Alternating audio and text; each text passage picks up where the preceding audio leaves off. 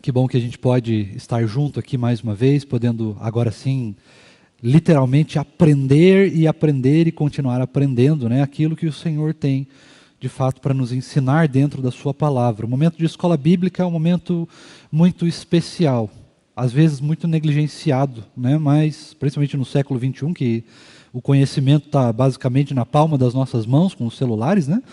Mas a escola dominical é um tempo precioso, não só porque a gente aprende, mas principalmente porque nós aprendemos juntos. Isso é fantástico, é extraordinário.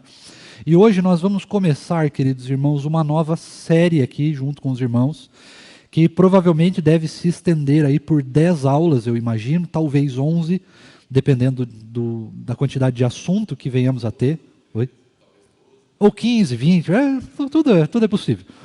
Mas nós vamos falar, bom, se 10 aulas, né, você já deve ter imaginado aí, que nós vamos falar um pouquinho sobre, então, os 10 mandamentos. Né? Eu me lembro, um tempo atrás, o reverendo Ricardo Kassab falava a respeito disso, uma vez que vim visitar a igreja, acho que em 2019, no começo do ano, não me lembro agora, mas é um momento que novos membros chegaram à nossa igreja, novos irmãos chegaram, e também, queridos irmãos, é um momento, depois de pandemia, depois de termos passado por muito sufoco, nós relembrarmos aquilo que a lei do Senhor estabeleceu para nós. E aí você pode se perguntar muitas vezes, né, se a lei do Senhor já não passou, os 10 mandamentos ainda estão valendo, a gente precisa guardar o sábado, tudo isso nós vamos conversar aqui a respeito então dos 10 mandamentos, da lei do Senhor, que tem muita coisa para nos ensinar da forma como nós vivemos, a forma como nós pensamos, como nós cuidamos uns dos outros, como nós lidamos com a nossa família, com os nossos desejos, com a política, com o Estado e com o reino de Deus, né? Com a igreja em si e com o reino que aqui está sendo estabelecido e ainda virá, tá bom? Eu quero convidar você então para abrir a sua Bíblia comigo e com o reverendo Tiago lá em Êxodo, capítulo de número 20, e nós vamos ler até o versículo 3, é isso mesmo? Se não me falha a memória, até o versículo 3. Nós vamos ver uma porção relativamente maior, irmãos, do que eu vou falar aqui, porque eu vou dar uma introdução também, né? Por que existiu os 10 mandamentos, de onde que veio, o que aconteceu para isso, para chegar, né, a Deus precisar mandar a sua lei. Mas nós vamos ficar hoje com apenas o primeiro dos mandamentos. Pode ficar à vontade. Você me permite ler os 10? Todos os 10? Fica à vontade, pode ser. Relermos o primeiro mandamento? Perfeito, Pode pode ser. Acho que caminhamos bem olhando o decálogo como um código, né, como um código único, né? Uhum. Então, os 10 mandamentos, Êxodo capítulo 20, eu quero ler com os irmãos do versículo 1 até o versículo de número 17, e depois eu vou repetir o versículo de número 3, tá bom? A palavra do Senhor diz assim: Então falou Deus todas estas palavras: Eu sou o Senhor teu Deus, que te tirei da terra do Egito, da casa da servidão. Não terás outros deuses diante de mim. Não farás para ti imagem de escultura, nem semelhança alguma do que há em cima nos céus, nem embaixo na terra, nem nas águas debaixo da terra. Não as adorarás, nem lhes darás culto, porque eu sou o Senhor teu Deus, Deus zeloso, que visito a iniquidade dos pais nos filhos até a 3ª e 4ª geração daqueles que me aborrecem, e faço misericórdia até 1000 gerações daqueles que me amam e guardam os meus mandamentos. Não tomarás o nome do Senhor teu Deus em vão, porque o Senhor não terá por inocente o que tomar o seu nome em vão. Lembra-te do dia de sábado para o santificar. 6 dias trabalharás e farás toda a tua obra, mas o 7º dia é o sábado do Senhor teu Deus. Não farás nenhum trabalho, nem tu, nem o teu filho, nem a tua filha, nem o teu servo, nem a tua serva, nem o teu animal, nem o forasteiro das tuas portas para dentro. Porque em 6 dias fez o Senhor os céus e a terra, o mar e tudo que neles há, e ao 7º dia descansou. Por isso o Senhor abençoou o dia de sábado e o santificou. Honra teu pai e tua mãe, para que se prolonguem os teus dias na terra que o Senhor teu Deus te dá. não matarás, não adulterarás, não furtarás, não dirás falso testemunho contra o teu próximo, não cobiçarás a casa do teu próximo, não cobiçarás a mulher do teu próximo, nem o seu servo, nem a sua serva, nem o seu boi, nem o seu jumento, nem coisa alguma que pertença ao teu próximo. E antes de lermos o versículo 3, a memória já não me é boa, mas a Lucilene, superintendente de escola bíblica, acabou de vir me pedir para dar um recado e eu já esqueci, né? Então, antes de ler o versículo 3, a Lucy está nos avisando, queridos, que no próximo domingo, primeiro domingo de Advento, nós teremos a escola bíblica infantil e as crianças vão participar, né, num tempo à parte para elas, mesmo que nós estejamos aqui na Assembleia Geral Ordinária, as crianças serão ministradas à parte, né, tudo com temas já de Natal, pensando aí no primeiro domingo de Advento. Versículo 3, Êxodo 20, diz assim: não terás outros deuses diante de mim. Perfeito. Irmãos queridos, nós precisamos primeiro, antes de mais nada, lembrarmos como que nós chegamos até o capítulo de número 20 de Êxodo. Porque senão não faz sentido nós simplesmente estudarmos as leis, nós aprendermos as leis, nós vivenciarmos a lei até, se nós não soubermos por que a lei existe. Não é? Eu queria começar pensando um pouco a respeito da Constituição do nosso país. E aqui eu já quero fazer uma rápida pergunta. Se você, evidentemente, sabe por que a nossa Constituição existe. Alguém aí se arrisca a advogar essa causa? Por que a lei, a Constituição do Brasil existe?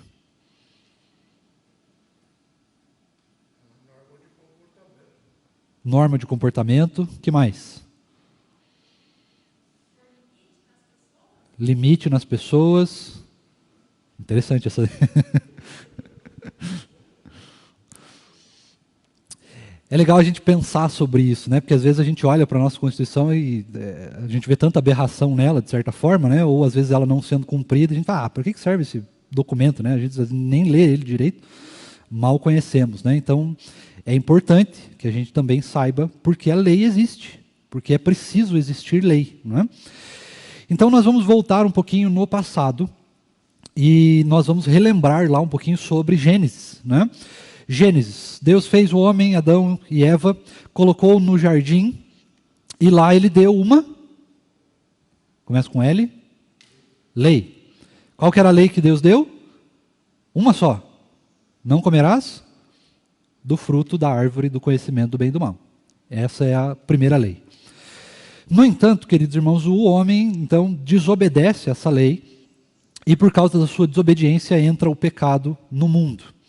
A partir disso, o Senhor, então, ele dá para nós uma promessa que é absolutamente fundamental para a vida cristã e essa promessa é a vinda do Messias, que iria, então, nos salvar da escravidão do pecado, do poder, das consequências do pecado, né? Sem Jesus não existe salvação, a gente bem sabe disso. No entanto, até que Jesus viesse, o Senhor então precisa estabelecer a sua revelação para nós.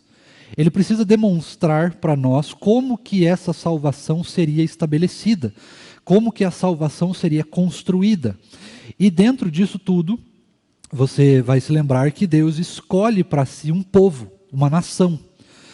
Dessa nação, o Senhor então o Senhor vai usar essa nação como uma fonte de revelação, ou seja, primeiro o Senhor se revelaria, se demonstraria, se daria a conhecer a essa nação, e por meio dessa nação, por meio do conhecimento, por meio de tudo que Deus fez no povo de Israel, nós então temos condições, e aí são várias condições, são condições históricas, geográficas, políticas, legais, constitucionais, enfim, que nos demonstram então a vinda do Messias. Se Deus tivesse simplesmente enviado o Messias de qualquer maneira, em qualquer tempo, eu podia dizer para vocês que seria fácil de isso ser absolutamente questionável. Porque não existia nenhuma história, não existe nenhuma base, não existe nada.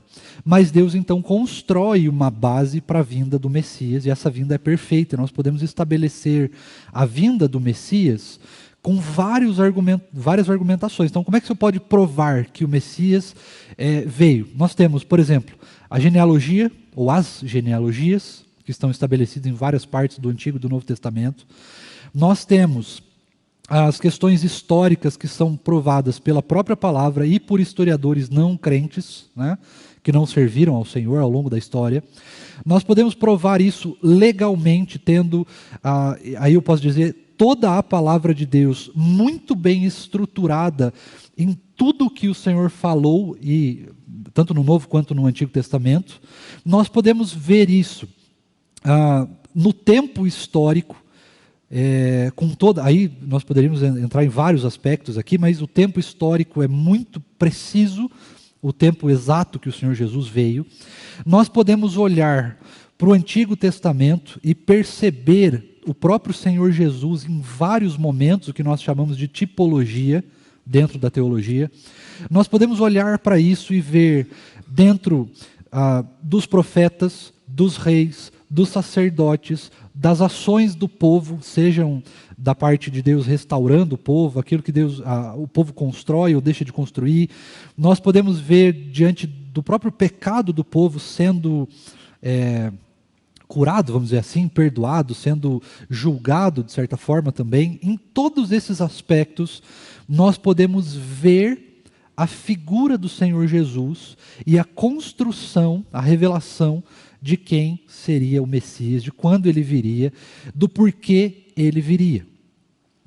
E então nós temos aqui, logo no primeiro versículo do capítulo 20, nos 2 primeiros versículos, o Senhor demonstrando a necessidade fundamental da lei, dessa lei especificamente. Eu queria que você imaginasse essa lei como a primeira constituição do povo de Israel. São esses os 10 mandamentos.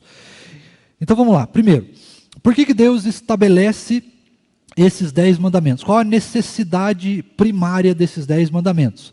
A necessidade primária desses 10 mandamentos é que o Senhor estava retirando o povo de Israel da servidão. Agora eles não seriam mais escravos do Egito, mas eles seriam um povo livre. E como um povo livre, eles precisavam das suas leis. No caso do povo específico, essas leis não foram construídas de maneira humana. Elas foram dadas de maneira, inclusive, sobrenatural pelo próprio Deus, né? A gente sabe que as tábuas foram dadas a Moisés, e ele trouxe, então, lá, e daí você coloca na arca, e tem todo esse simbolismo, toda essa como é que eu posso dizer? O simbolismo é a melhor palavra, mas tem toda uma coisa por trás, sabe como?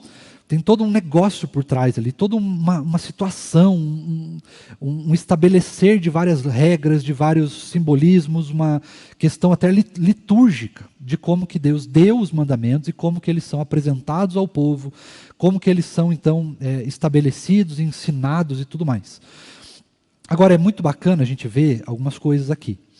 Primeira delas, nós vamos ver no capítulo 19, por exemplo, onde Moisés vai estabelecer ali, a trazer, né, as tábuas da aliança e vai falar com Deus, que o Senhor se revela naquela nuvem ali, né, no monte.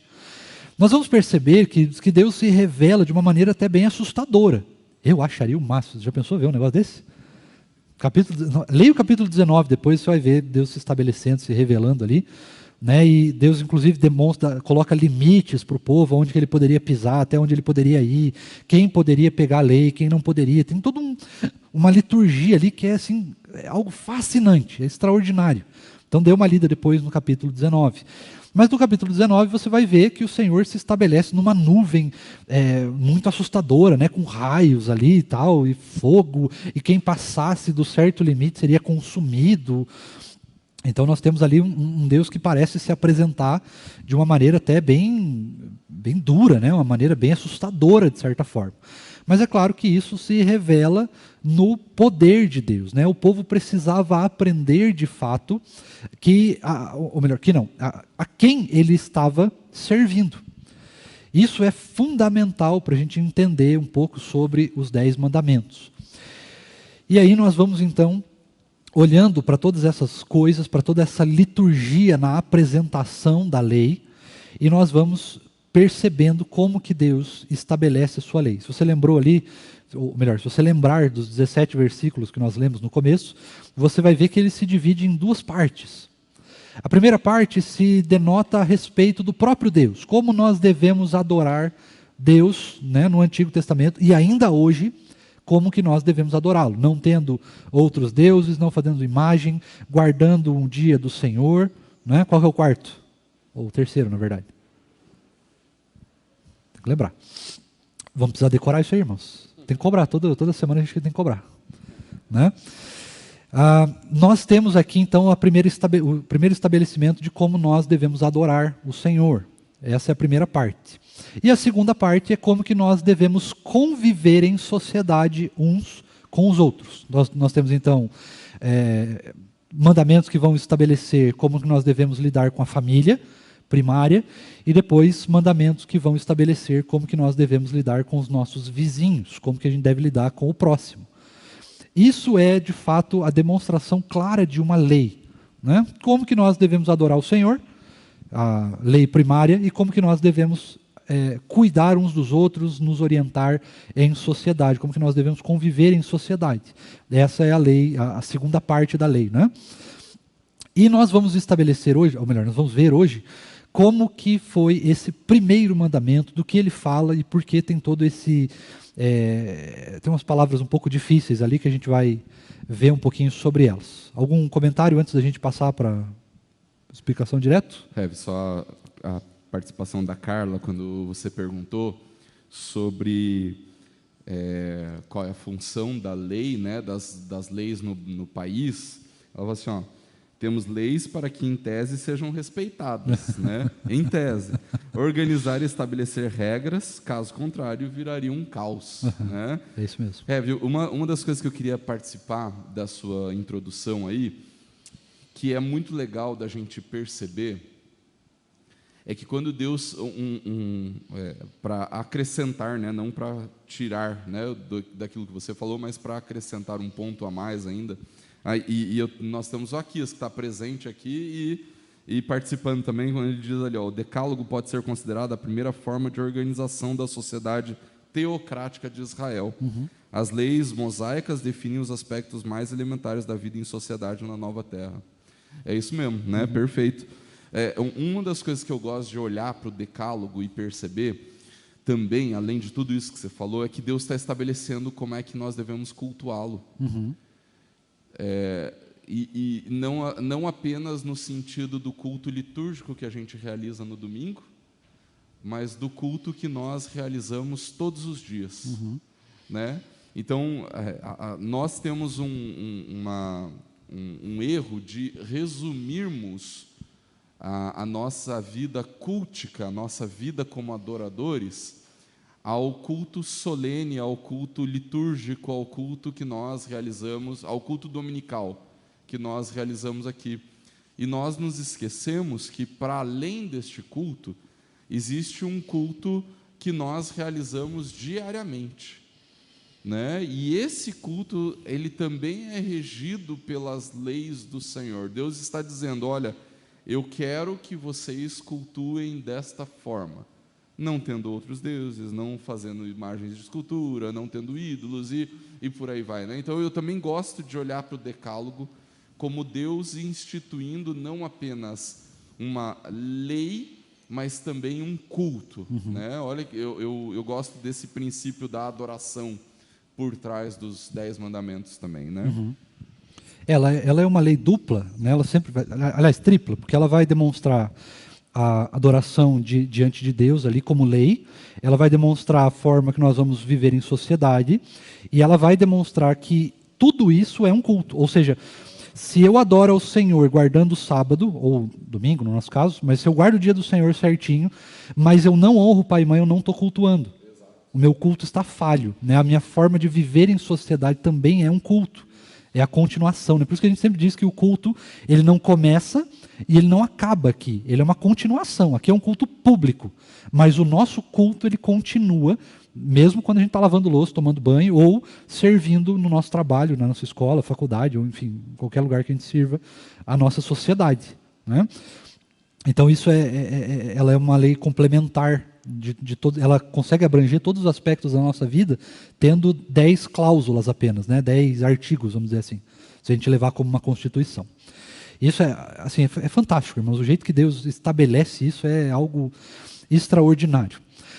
Mas eu queria pensar com você então um pouquinho a respeito deste primeiro mandamento: não terás outros deuses diante de mim. Então vamos separar isso aqui em duas partes, né? Não terás outros deuses. Aqui eu queria trazer um pouco para o aspecto teológico, mas também para o aspecto prático, para a gente levar alguma atitude prática daqui também, né? Não ser só aquele conhecimento teológico, mas para a gente levar para a prática. Então, primeiramente, teologicamente, o que nós temos aqui de maneira teológica? Deus estabelecendo que Ele é absolutamente soberano. Na verdade, Deus está estabelecendo aqui que Ele é o único Deus. Isso é muito importante de lembrar, o único Deus. Qualquer coisa que assuma o aspecto de Deus, seja na nossa vida, na nossa sociedade, na nossa cultura, o que mais? Só, né? Cultura, sociedade e vida. Oi? Acho que é só isso. São esses 3 aspectos grandes da vida humana. A vida pessoal, a vida em sociedade e na nossa cultura são as formas que poderíamos estabelecer aí outros deuses para adorar, né? Nós vamos perceber isso, queridos irmãos, ou a gente pode perceber isso quando você adora... você não, né? A gente aqui é óbvio que não, mas quando as pessoas adoram o dinheiro, por exemplo, né? O dinheiro passa a ser um Deus. Nós vimos isso lá em Mateus capítulo 5, 6, versículo 22, se não me falha a memória, 21, né, que você não pode ter outros deuses ali, você não pode adorar outros deuses. O Senhor Jesus estabelecendo isso de novo, ele relembrando isso. Não devemos ter outros deuses. Hoje a gente adora um ou a gente adora outro. Só que, evidentemente, né, só existe um Deus para ser adorado. Todo o resto a gente vai estar adorando o pecado, nós vamos estar adorando o dinheiro, nós vamos estar adorando, em alguns casos até, podemos dizer aí de maneira espiritual, outros demônios, né? Enfim. Então, seriam complicados aqui. Mas em alguns momentos, a gente pode perceber isso, um pouco antes, quando nós olhamos para a história da saída do povo de Deus ali do Egito. E você vai lembrar que a 10ª praga, ela fala a respeito dos primogênitos, né? O Senhor iria ferir os primogênitos dos filhos dos egípcios, né? Os primogênitos todos os primeiros filhos do Egito seriam feridos, seriam mortos. Só que ele fala além, seria ferido também os animais primogênitos e também os deuses do Egito. Você lembra disso, Ref?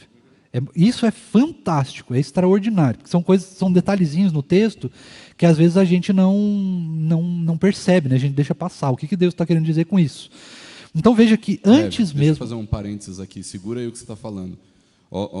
Dentro disso tudo que você está falando, o Aquias está participando conosco. Aliás, irmãos, o Aquias está participando pela internet aqui, mas se você quiser participar com a sua voz, você pode só levantar a sua mão que vai chegar um microfone para você também, tá? Uhum. Olha que interessante dentro disso que você está falando, Rev. É comum criticarmos a Sharia dos países muçulmanos, mas a lei mosaica vai na mesma linha. Vale lembrar, no céu não é só o sol que não mais existirá, não haverá espaço e nem necessidade de democracia. Deus demonstrou ao povo de Israel que é o único Deus já desde as pragas no Egito. Mostrou aos egípcios, mas principalmente ao seu povo, que Ele é o único Deus, né? Assim, no sentido de Ele é tudo que nós precisamos nesse sentido. Né? Uhum. Por favor, continue. Então, veja que na 10ª praga, Deus já estabelece então que Ele também feriria os deuses do Egito, os ídolos do Egito seriam também destruídos. Aí nós temos 2 interpretações. A primeira, Deus destruiu as estátuas, ou talvez até os templos dos egípcios ali, de alguma forma sobrenatural, ou nós podemos ir para um lado até mais espiritual. Pelo menos é o lado que eu vou, não sei o Rev Tiago, não sei os irmãos, mas eu vou para um lado mais espiritual. Não acho que ele destruiu as estátuas, eu acho que Deus aqui está falando dos próprios demônios mesmo. sabe? Do jeito que os outros deuses que os egípcios adoravam, como seres espirituais que seriam aplacados pela ira de Deus ali também. Eu creio muito nessa interpretação, né? Alguns teólogos me acompanham nela, e é muito fundamental que a gente entenda que Deus é soberano, inclusive sobre aquilo que parece deuses de outras nações, culturas ou povos, né? Ou pessoas, né?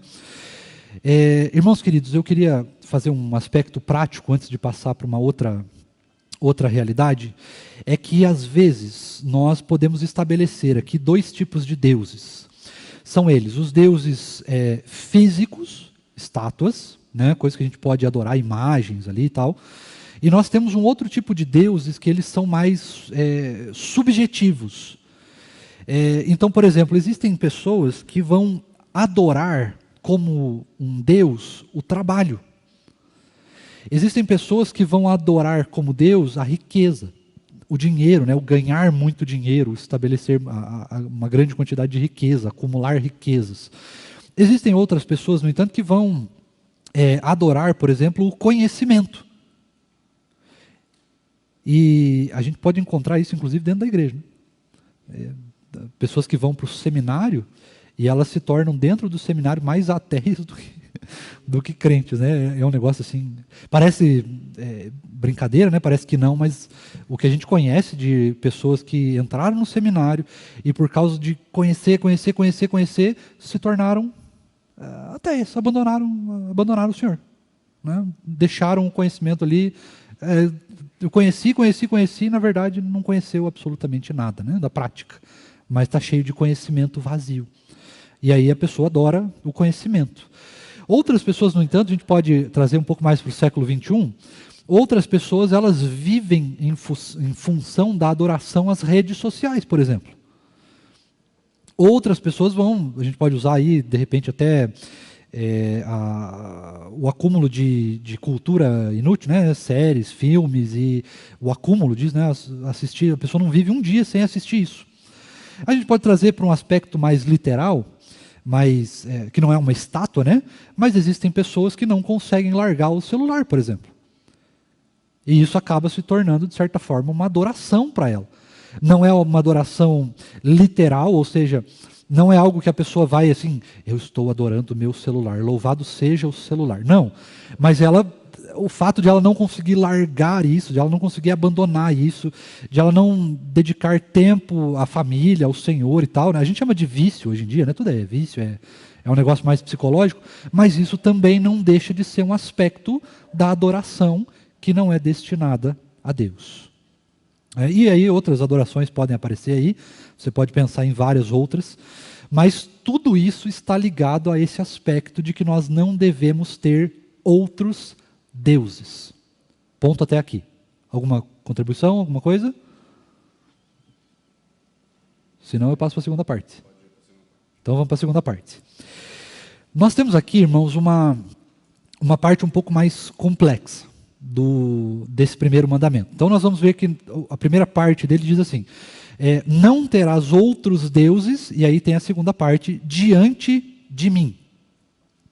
Eu vou pedir inclusive a sua contribuição, Rev, se você quiser participar nessa interpretação aí.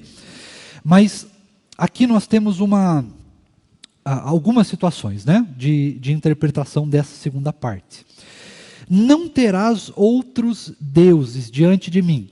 Você pode pensar aqui, literalmente pelo português, de que Deus está pedindo para que as pessoas não tenham outros deuses que tomem o seu lugar, que estejam à sua frente, que estejam, né, colocados de alguma forma como se fossem colocados antes de Deus. Ou seja, você não vai ter outro Deus a não ser eu mesmo. Essa é uma possível interpretação do texto. Eu, pessoalmente, acho que é um pouco mais profundo. Eu acho que é algo que vai além, no sentido de que não é simplesmente não terás outros deuses diante de mim. É algo que vai na existência. Não terás outros deuses, ou não farás, não construirás, não estabelecerá, não pensará em outro Deus diante de mim, no sentido que nada é possível que esteja diante de Deus. Nada pode tomar o lugar de Deus, nada pode ir além, pode ficar à frente, ficar acima de Deus. Eu penso mais ou menos nesse caminho interpretativo. Algo de profundidade ali, de que Deus está dizendo, não só não terás no sentido da negativa, de que a gente não pode ter, mas também Ele está dizendo ao povo, e para nós também, que Ele não pode ter porque não existe. Porque nada é capaz de tomar o seu lugar, nada pode ir à frente de Deus, pode ser mais poderoso, mais isso ou mais aquilo, diante do próprio Deus. O que você acha? Hevel, o nosso catecismo, né, o catecismo maior, ele vai dizer que, eu acho que você tem toda a razão. O problema aí é assim, Deus estabelece uma essência, o problema é que a gente vive criando uma essência contrária, né? Então, assim, Deus está falando assim, não terás, no sentido assim, de não existe. Então, se não existe, então por que você vai ter? Né? O problema é que a gente faz o contrário. A gente acaba criando deuses para nós mesmos, né? Então, eu acho que é aí que Deus acaba, o diante de mim, em outras versões vai falar além de mim, né? Ele já vem para nos corrigir nessa, olha, não existem outros deuses além de mim, né, diante de mim.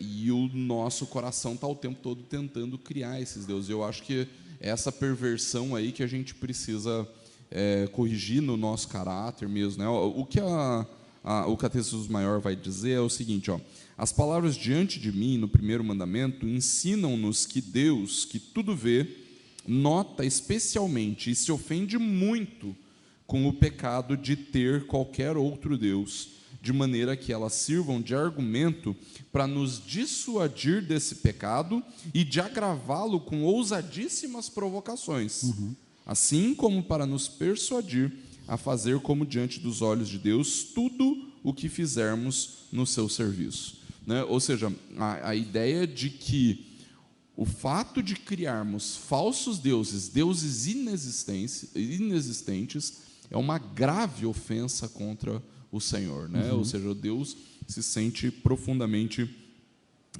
ofendido, é uma ofensa contra a sua própria glória, porque Ele justamente não divide essa glória com outros deuses, né?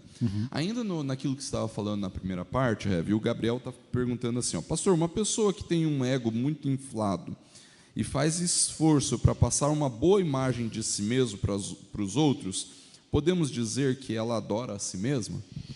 A pergunta quase que já tem a resposta. Né? Exato, exato. Depende da situação. Às vezes a pessoa pode ter um ego... Oi? Só um instantinho, seu Elias. O Vitor vai chegar trazer o aí. microfone para o senhor.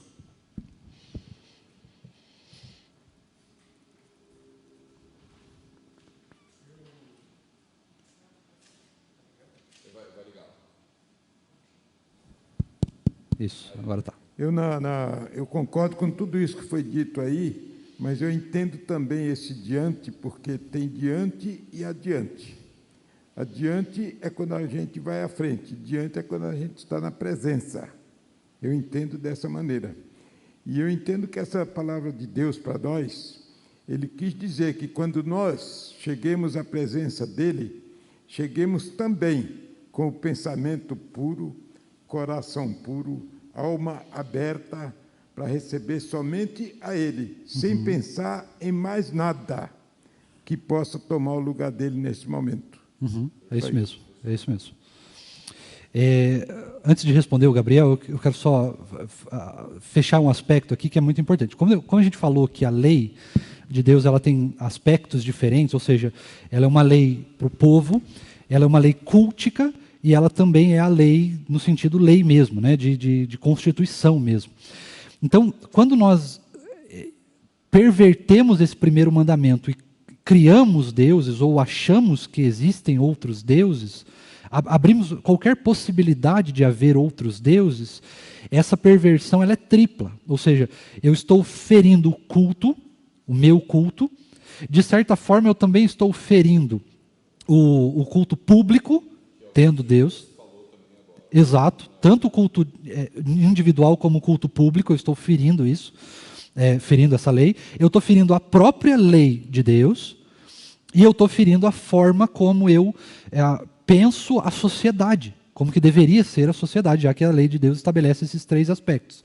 Mas ainda há um quarto aspecto que, além de tudo isso, além de ferir a lei tríplice, eu também estou ferindo o próprio caráter de Deus, a própria pessoa, a própria essência de Deus. Então, assim, é uma perversão completamente fora de qualquer contexto. Assim, né? Então, quando alguém tem outro Deus, é algo terrível. Nós vamos ver que o próprio povo de Deus vai estabelecer aí outros deuses diante do próprio Deus, né? Vai perverter essa lei aí, por isso será punido, e nós também somos, o nosso pecado da idolatria, se não arrependido, deve também ser punido pelo Senhor.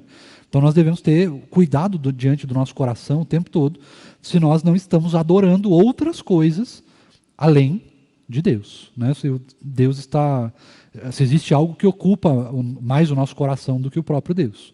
É preciso tomar cuidado com isso. E aí, respondendo o Gabriel, depende, se a pessoa tem um ego inflado, ela pode ter 2 problemas. Ela pode adorar a si mesma, sim, se chegar assim, a um nível extremo, ela pode adorar a si mesma. Se ela não estiver adorando a si mesma, ela simplesmente está cometendo pecado de arrogância. Diante de Deus, isso quase dá no mesmo. Só que assim, a idolatria por si mesmo, ela é um pouco mais subjetiva. A gente tem que ver meio que caso a caso, né? Por exemplo, um cara que cuida pensar num cara, né? Mas a pessoa que vai para a academia, ela está adorando a si mesma? Não, ela está cuidando de si mesma. Mas se ela não tomar cuidado, isso pode virar um ídolo, pode virar uma idolatria. Né, o corpo, a busca do corpo perfeito, não sei o que, enfim, você pode entrar num aspecto mais subjetivo. Na parte mais simples dessa questão, a gente pode olhar simplesmente o seguinte: ou a pessoa vai estar adorando outro Deus e aí ela vai ser gravemente punida pela sua idolatria a si mesmo, ou ela está sendo simplesmente arrogante. E aí a gente vai lembrar daquele texto que fala a respeito da arrogância na palavra de Deus, que diz o seguinte: Deus humilha os arrogantes. Né? Deus não gosta dos arrogantes a ponto de humilhá-los, mas dá graça àqueles que são humildes. Então tem esses 2 aspectos. A pessoa pode estar sendo só arrogante, que seria um primeiro estágio, eu acredito, ou num segundo estágio, que assim, se a arrogância dela não for contida, vamos dizer assim, aí sim ela vai se transformar então numa idolatria, né, num ídolo, e aí o próprio ídolo será ela mesma.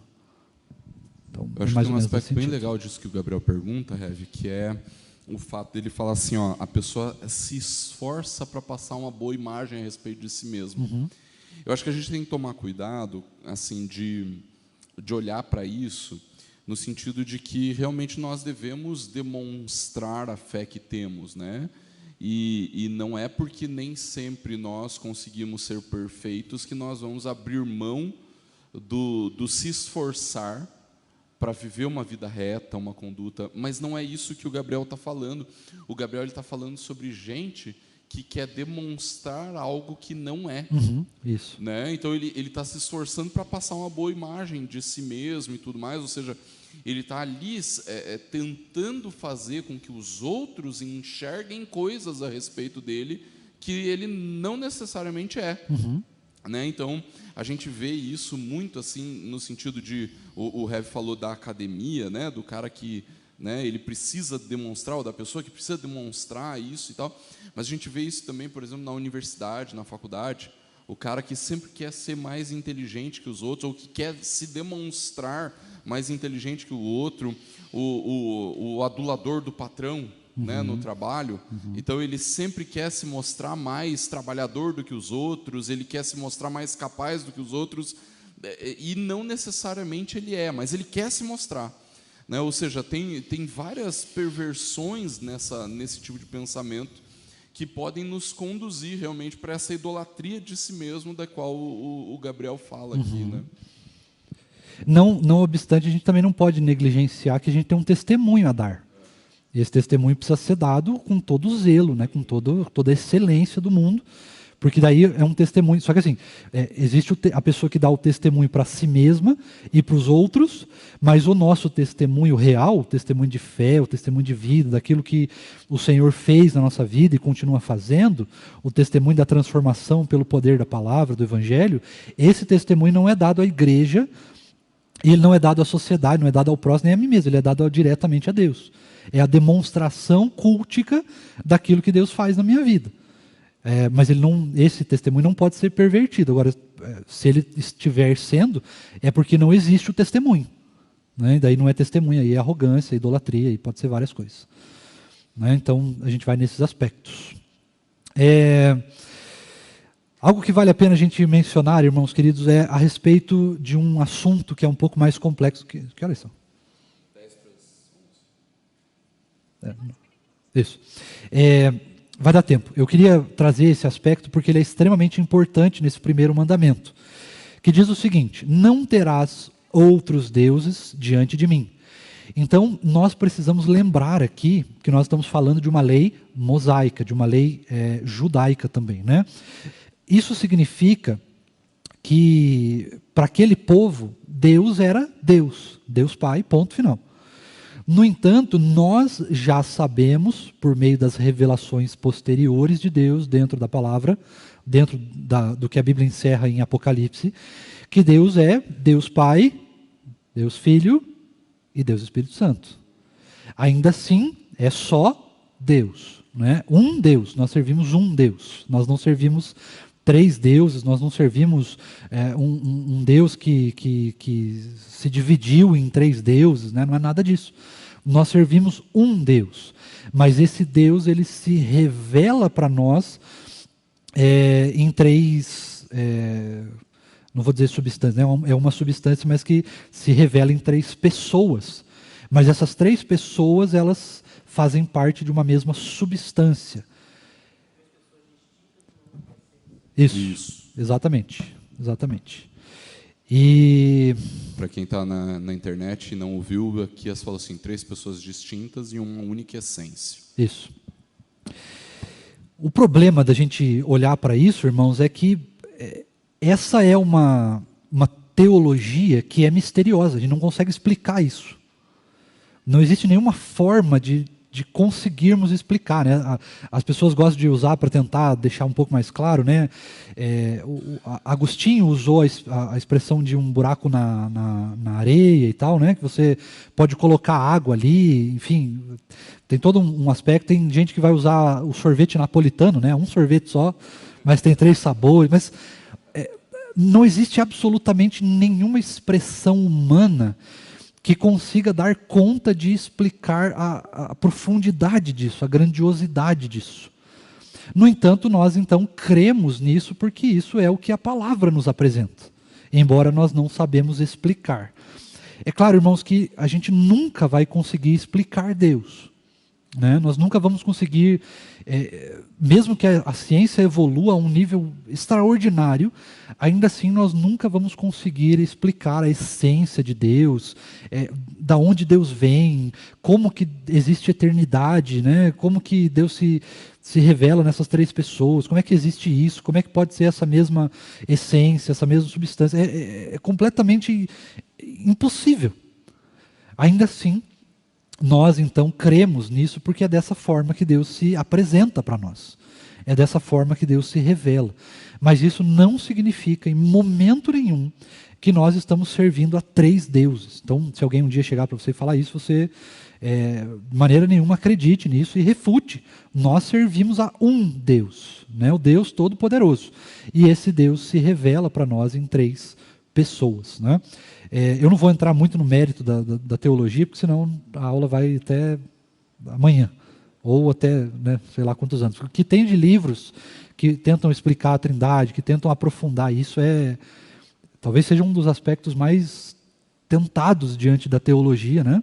Que as pessoas mais tentaram escrever, mais tentaram explicar. Ao mesmo tempo, é o que a gente menos sabe.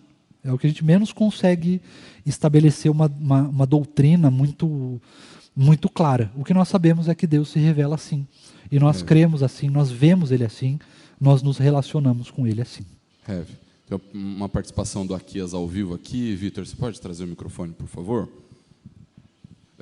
Antes do Aquias falar, e enquanto o Vitor vem, o mesmo Aquias, né, não são duas pessoas em uma essência, são duas pessoas em uma essência só, né, falando na internet. O Aquias traz um aspecto da questão da idolatria muito importante, porque normalmente a impressão que nós temos é que idólatras são os outros. Uhum. Nós nunca olhamos para nós mesmos como idólatras. Uhum. Né? O Aquias ele fala assim na internet, ó, quanto mais velho eu fico, mais se evidencia o egoísmo e a vaidade em mim. Isso se manifesta diariamente, por mais que eu não queira ou tente negar. A autoidolatria é mais comum do que parece. Uhum. A gente tem o defeito de achar que idólatras são os outros. Nós nunca olhamos para nós mesmos como fazedores de ídolos. Nós nunca olhamos para nós mesmos como gente que sofre diariamente com a idolatria. Né? Então, pode ser que você... O Rev explicou um pouco disso, quando ele falou assim, ninguém tem o celular e fala assim, eu adoro o celular. Ninguém vai falar assim, o meu Deus é o celular. Ninguém vai confessar isso. No entanto, nós nos portamos assim. Uhum. Né? Idolatramos a nós mesmos, idolatramos os nossos prazeres, os nossos desejos, o nosso conforto e tudo mais. Né? Então, eu acho que uma grande luta para nós com relação ao primeiro mandamento é justamente essa autoidolatria, né? De a gente querer alguma coisa, não por causa desta coisa, mas por causa daquilo que a coisa provoca em nós, né? Ou por causa da forma como aquela coisa nos satisfaz os nossos desejos, os nossos intentos e etc. E quando isso acontece em nós, é inevitável de nós ignorarmos quem Deus é para obtermos aquela coisa. Isso tem tudo a ver quando o Catecismo Maior ele diz assim, os pecados proibidos no primeiro mandamento são o ateísmo, ou seja, negar ou não ter um Deus, uhum. A idolatria, ter ou adorar mais do que um Deus ou qualquer outra entidade como Deus verdadeiro em lugar dele, não o ter e não o confessar como Deus, o nosso Deus, mas também ele começa a dizer que essa idolatria se demonstra através da omissão ou da negligência de qualquer coisa que se deve ao Senhor e que não é dada ao Senhor, a ignorância, o esquecimento, as más concepções e falsas opiniões a respeito de Deus, os pensamentos indignos e ímpios quanto ao Senhor, a pesquisa audaz e curiosa dos segredos de Deus, toda a impiedade, todo o ódio contra Deus, o egoísmo, o espírito interesseiro e toda a aplicação desordenada e imoderada do nosso entendimento, vontade ou afetos a outras coisas e o desviá-los de Deus em tudo ou em parte. E aí ele vai falando sobre mais, a vã credulidade, a incredulidade, né, a heresia, as crenças errôneas, a desconfiança. Ou seja, quando a gente olha para toda essa realidade, né, que o Catecismo Maior nos traz, a gente percebe que o não ter outros deuses é muito parte do nosso dia a dia. É muito parte. O problema não são os idólatras, o problema é o meu coração idólatra. Né? Aquias, por favor. Só observando, eu estou com a Bíblia de Jerusalém aqui, e ela faz um comentário que eu gostaria que vocês comentassem. Ela comenta o seguinte, que no Êxodo 20 é falado sobre não ter outros deuses e que até então o povo de Israel ainda tinha uma noção muito politeísta. Era difícil para eles entenderem que existe um só Deus. E que isso só vai ser explicitado em Deuteronômio 4. E aí comenta assim, o decálogo proibia simplesmente o culto a deuses estrangeiros. Durante muito tempo foram considerados como inferiores a Yahweh, ineficazes, desprezíveis. Abre-se agora em Deuteronômio 4, abre-se agora nova etapa, esses deuses não existem.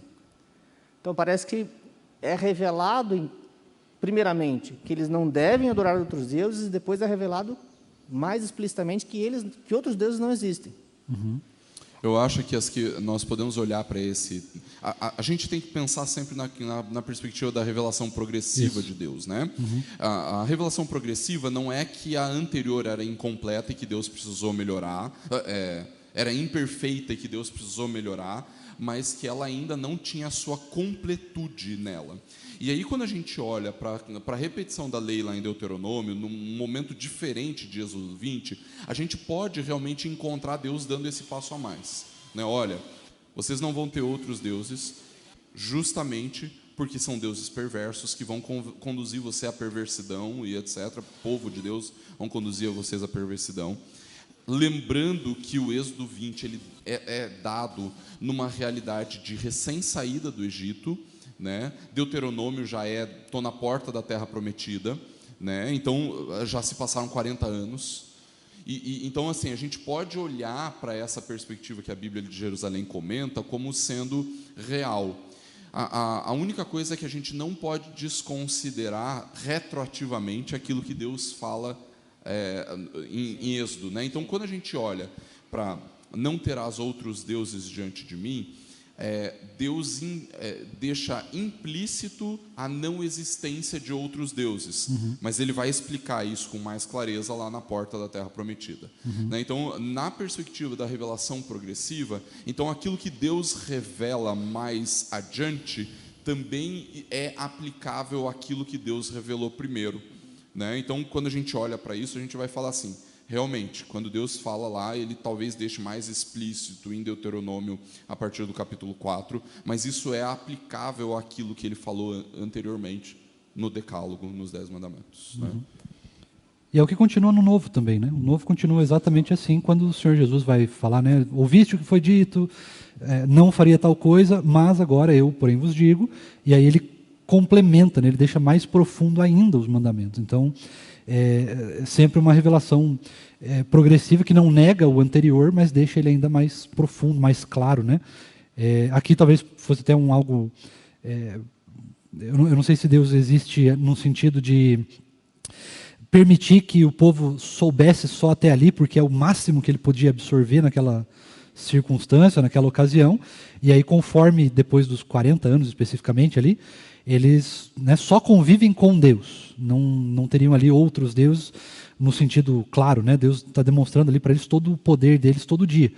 E aí então, quando chegam próximo à Terra Prometida, ele tem essa nova não, mas essa aplicação mais profunda do que eles viveriam a partir dali, né? E o que precisaria viver a partir dali.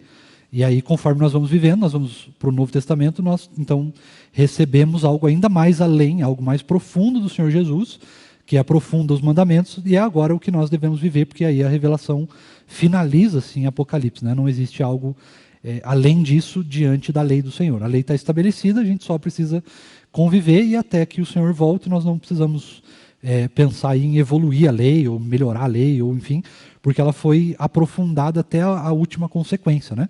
O que inicia-se ali, então, não terás outros deuses diante de mim. Isso estava na realidade. Quando nós vamos para Deuteronômio 4 e nos profetas, é algo mais assim na prática do dia a dia, na prática cultica, não terás imagens, não vai construir coisas além, você tem uma profundidade maior. Quando vem Jesus, ele aí então aprofunda: olha, vocês ouviram o que foi dito, não pode ter na realidade, não pode ter na prática, mas também não pode ter no coração. Aí ele fecha todos os aspectos da lei. Então essa lei, ela é no aspecto prático, de realidade, né? Não terá outros deuses na realidade, aquilo que você pode tocar, não pode ter na sua prática do dia a dia, na prática cultica, na prática de como lidar com o próximo, com você mesmo, e aí no final ele então coloca, não vai ter no coração, na alma, no pensamento e tudo mais. Então é algo que vai aprofundando. Eu acho isso fantástico, fascinante. Algo mais? Eu acho que terminamos. Então, não teremos, irmãos, outros deuses além do nosso Deus. Nós não podemos idolatrar algo que vá além de Deus. Nada na nossa vida pode substituir Deus, a ponto que também nada é capaz de substituir Deus. Isso em todas as circunstâncias. Seja na nossa realidade palpável. Hoje tudo bem, nós não podemos tocar Deus. mas nós sabemos que Deus existe por meio da sua revelação, né? E essa revelação, ela tem vários aspectos na nossa vida prática, na cultura. Nós podemos encontrar Deus olhando para o céu, como diz o Salmo 19, na natureza em si, né? E nós vamos encontrando então os aspectos de Deus, e aí nós temos inclusive uma revelação especial quando nós encontramos, ou melhor, quando nós somos encontrados pelo Senhor Jesus, e aí Ele então nos apresenta o convencimento por meio do Espírito Santo do nosso pecado, da justiça e do juízo.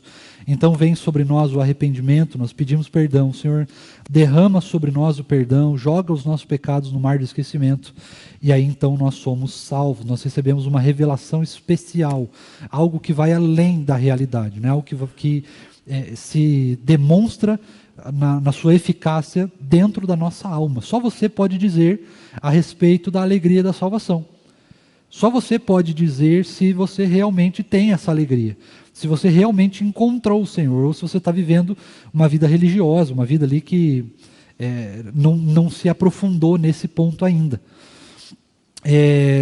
Só uma última participação, o Nicolas quer falar alguma coisa também, só um instantinho.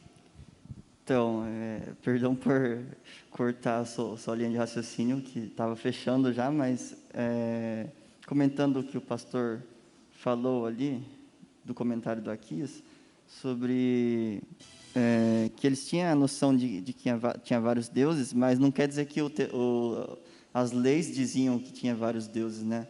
Porque quando a gente vai ver na repetição da lei, em Deuteronômio, lá em Deuteronômio 5, quando Moisés faz o discurso dele, ele repete as mesmas palavras, né? Então, não tenha outros deuses diante de mim, se repete em Deuteronômio 5, 7. Uhum. No Deuteronômio traz a repetição dos 10 mandamentos, né? Então, quando a gente vai olhar para isso, a gente vê justamente essa evolução de pensamento, né? Uhum. Se talvez aqui eles ainda não tivessem a noção, se talvez aqui, vamos colocar em palavras conceituais assim, se aqui o Senhor estava instituindo a monolatria, a adoração a um único Deus, quando a gente vai para Deuteronômio, talvez Deus já estivesse evoluindo esse pensamento, instituindo o monoteísmo, ou seja, é só um Deus, né? Então, talvez a gente possa pensar dessa forma aí, tá? Uhum. Então, irmãos, nós precisamos lembrar disso, que nós não podemos ter outros deuses, sejam criados, sejam pensados, sejam deuses subjetivos, mas nós precisamos lembrar que tudo na nossa vida diz respeito à forma como nós adoramos o nosso Deus, a forma como nós o cultuamos. Mesmo quando nós estamos diante da nossa sociedade, diante da nossa família, tudo demonstra a forma como nós cultuamos e a forma como nós adoramos o nosso Deus. E por isso, nós não podemos ter outros deuses além de Deus, porque não existem outros deuses além de Deus. E quando nós tentamos, de alguma forma, criar ou estabelecer outros deuses, seja por qualquer motivo que seja, nós estamos então dizendo para Deus, para o nosso Deus, para o único Deus verdadeiro, que Ele não está sendo suficiente para nós. Só um último parênteses. Nós vamos ver no mandamento que fala sobre o dia do Senhor, por exemplo. Você já lembrou? Você vai lembrar aquela frase que às vezes a gente diz, puxa, o dia só tem 24 horas, né? O dia só tem 24 horas, porque Deus entendeu ser perfeito, que nós só precisamos de 24 horas no dia. Se nós precisássemos de mais, Deus faria mais. Se nós precisássemos de menos, Deus faria menos. Deus fez 24 horas, porque é exatamente disso que nós precisamos. E quando a gente olha para o tempo e fala assim, puxa, eu precisava de mais horas no meu dia, nós estamos dizendo que a lei do Senhor, a física que Deus criou, a terra que Deus criou, o tempo que Deus criou, as coisas que Deus fez, não estão sendo suficientes para nós. E se algo não está sendo suficiente para nós, é porque existe algo de errado na nossa adoração. É porque existe algo de errado na prática cultica, no nosso culto do dia a dia, na forma como nós vivemos. Algo está errado. E por isso nós precisamos nos arrepender e lembrar que Deus é o único Deus verdadeiro. Nada existe além dele, diante dele. Nada pode substituí-lo. Nada pode ser mais excelente. Nada pode nos satisfazer mais do que o próprio Deus. Amém? Vamos orar? Deus querido, nós louvamos o Teu nome, nós Te bendizemos, porque de fato o Senhor é o único Deus verdadeiro. Não existem outros deuses, não existe a possibilidade de haver outros deuses, porque só o Senhor é suficiente para nós. Só a Tua presença, Deus, só a Tua existência pode satisfazer o nosso coração, pode satisfazer a nossa alma, porque foi o Senhor mesmo que nos criou, e foi o Senhor mesmo que criou todas as coisas, para que todas as coisas Te adorem, para que todas as coisas prestem culto ao Senhor, e nós não estamos diante dessa realidade, nós precisamos aprender a Te adorar, por isso pedimos que o Senhor nos ensine. Quando falhamos, ó Deus, tem misericórdia de nós e nos traz o entendimento que nós precisamos nos arrepender. Quando nós criamos outros deuses, ó Deus, quando nós pensamos que existem outros deuses que podem nos satisfazer mais do que o Senhor, traz arrependimento ao nosso coração. Porque, de fato, nada, não existe a menor possibilidade de qualquer coisa nos trazer mais satisfação, ou mesmo de nos trazer alguma satisfação que supere a satisfação que nós só encontramos na adoração verdadeira ao Senhor. Ao prestar culto ao Senhor, nós somos inteiramente satisfeitos no nosso corpo, na nossa mente e na nossa alma. Tem misericórdia de nós, ó Deus, quando nós falhamos e achamos que pode haver outros deuses. Quando nós dizemos, ó Deus, que qualquer outro Deus é parecido com o Senhor, porque tem características semelhantes. Tem misericórdia de nós, Deus. Nos perdoa quando nós falhamos nesse sentido, quando nós idolatramos outras coisas, quando nós achamos que algo pode nos satisfazer além do Senhor. Continua falando conosco, continua derramando a sua graça sobre nós, tendo misericórdia de nós, porque nós ainda somos falhos, nós constantemente precisamos ser corrigidos pelo Senhor e lembrados de que só o Senhor é o Deus verdadeiro, o único digno da nossa adoração e do nosso culto. Tem misericórdia de nós, Deus continua falando conosco, derrama de graça sobre nós, e se algo nós estamos falhando, que o Senhor possa nos orientar, que o Senhor possa sondar o nosso coração e trazer isso à nossa memória, para que nós possamos então nos arrepender. Ó Deus, tem misericórdia de nós, dai-nos um dia de domingo, um dia de descanso, um dia que nós nos preparamos então para o culto público que prestaremos ao Senhor logo mais à noite, se assim o Senhor nos permitir. Continua falando conosco nesse dia, derramando de graça, de misericórdia sobre nós. Nós precisamos do Senhor. Isso, Deus, é o que nós Te dizemos, nós Te adoramos, nós Te louvamos, nós Te pedimos e Te agradecemos em nome de Jesus. Amém.